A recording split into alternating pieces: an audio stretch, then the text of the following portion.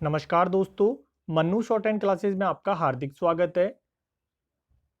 Dictation start होगी 100 शब्द प्रति मिनट ठीक 3 सेकंड बाद। स्टार्ट।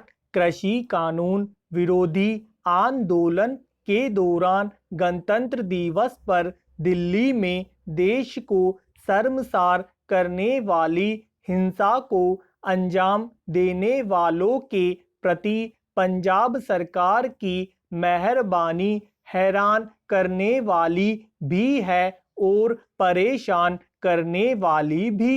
पंजाब सरकार इस हिंसा में शामिल तत्वों को न केवल कानूनी सहायता देने को तैयारी में है बल्कि उन्हें आर्थिक सहायता देने का भी मन बना रही है। यह और कुछ नहीं, अराजकता को प्रोत्साहन देने वाला काम है। इससे खराब बात और कोई नहीं कि अराजक तत्वों को कोई राज्य सरकार इस तरह पुरस्कृत करे। 26 जनवरी को कृषि कानूनों के विरोध के नाम पर दिल्ली में तथाकथित किसानों ने ट्रैक्टर रैली के नाम पर जैसी भद्दी हरकत की थी उसे देश भूल नहीं सकता।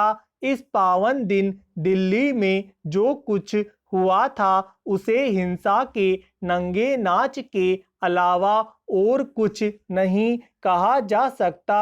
इस घटना ने यही बताया था कि ट्रैक्टर रैली निकालने वालों के मन में न तो गणतंत्र दिवस के प्रति कोई मान सम्मान था और न ही संविधान के प्रति। यह घटना इसीलिए हुई थी क्योंकि किसान नेता अपनी जिद पर उतर आए थे। यह मानने के भी अच्छे भले कारण है कि देश को नीचा दिखाने वाली यह घटना किसान नेताओं के उकसावे पर ही हुई थी।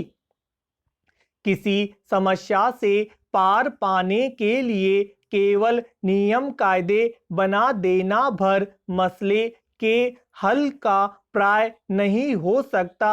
अगर अमल के स्तर पर किसी नियम को ईमानदारी से लागू नहीं किया जाता है तो वह ज़्यादा जटिल स्थितियां पैदा कर सकता है। मसलन भ्रष्टाचार से निपटने के लिए लोकपाल नामक संस्था को अस्तित्व में आने से पहले किस जद्दोजहद से गुजरना पड़ा वह जग जाहिर है। लेकिन आज भी अगर इस संस्था के ढांचे और कामकाज को लेकर सवाल उठ रहे हैं तो इससे एक बात साफ है कि कोई कानून अपने आप में मुकम्मल हो सकता है लेकिन अगर उसे लागू करने वालों की मंशा ठीक नहीं है या फिर इच्छा शक्ति में कमी है तो उसका कोई मतलब नहीं होगा।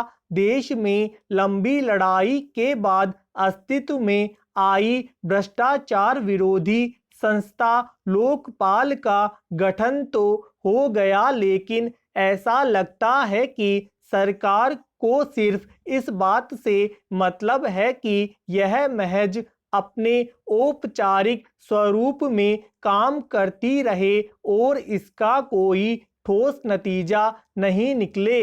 वरना क्या वजह है कि 2 साल से ज़्यादा गुजर जाने के बावजूद अब तक लोकपाल जैसी संस्था में शिकायतों की जांच के लिए अधिकारी की नियुक्ति नहीं की गई।